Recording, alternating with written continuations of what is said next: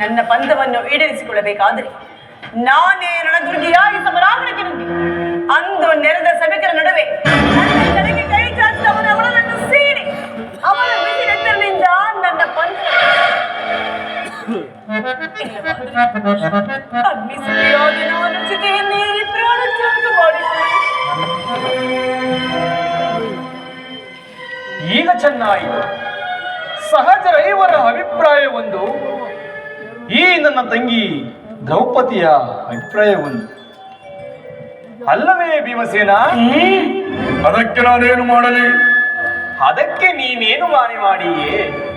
ಏಕೆ ಈಕೆಯ ಅಭಿಪ್ರಾಯವು ಇಲ್ಲ ಈಗಾಯ್ತಲ್ಲ ಎಂದು ಕೇಳಿದನಷ್ಟೇ. ನೀನು ಕೇಳಲಿಲ್ಲ? ಏಕೆ ನೀನು ಕೇಳಲಿಲ್ಲವೇ? ಕೇಳಿ, ಅದು ನನ್ನ ಪ್ರಯೋಜನವೋ ಅಪ್ರಯೋಜನವೋ ನನಗೊಂದೂ ತಿಳಿಯದಯ್ಯ.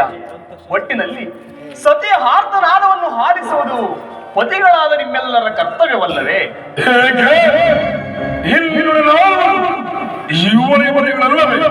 ಅವರನ್ನವರೇ ಬಗೆಹರಿಸಲಿ. ಅದಕ್ಕೂ ಈ ಯಾವ ಸಂಬಂಧವಿಲ್ಲ. ಸಂಬಂಧವಿಲ್ಲ? ಒಬ್ಬ ಸಂಬಂಧವಿಲ್ಲದೆಯೇ ಹನುಮಗುರು ಸಭೆಯಲ್ಲಿ ಅವ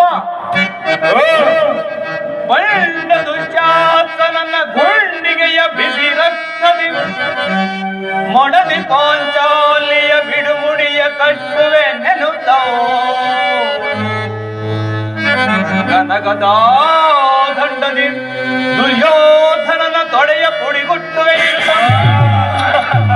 ಉಳಿದೆಯೋ ಗಣ್ಣುಗಲಿ ಇನ್ನೊಂದು ಡಂಬದ ನುಡಿಗಳ ನುಡಿದು ಅವ ಮರೆತೆಯೋ ಮರೆತು ನಿದ್ರೆಯೊಳಿದೆಯೋ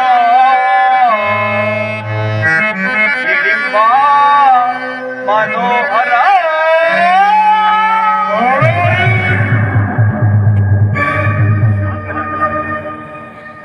ಅಡಗಲಿ ಈ ನಗುವ ಗಂಟನ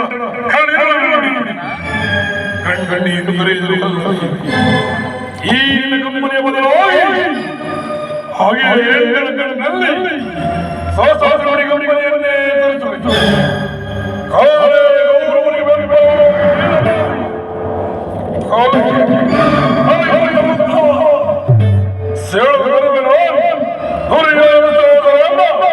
ದುಷ್ಟ ಕೀಟಗಳ ಕುಡಿಗಟ್ಟುವನು ಹೋದಕ್ಕೆ ದುರ್ಯೋಧನ ತೊರೆ ತುಂಬದ ಸುದ್ದಿ ಕೊಟ್ಟಿಸುವ ನೀನ ಬಿರುಮುಡಿಯ ಹೊಡೆದನೆಯ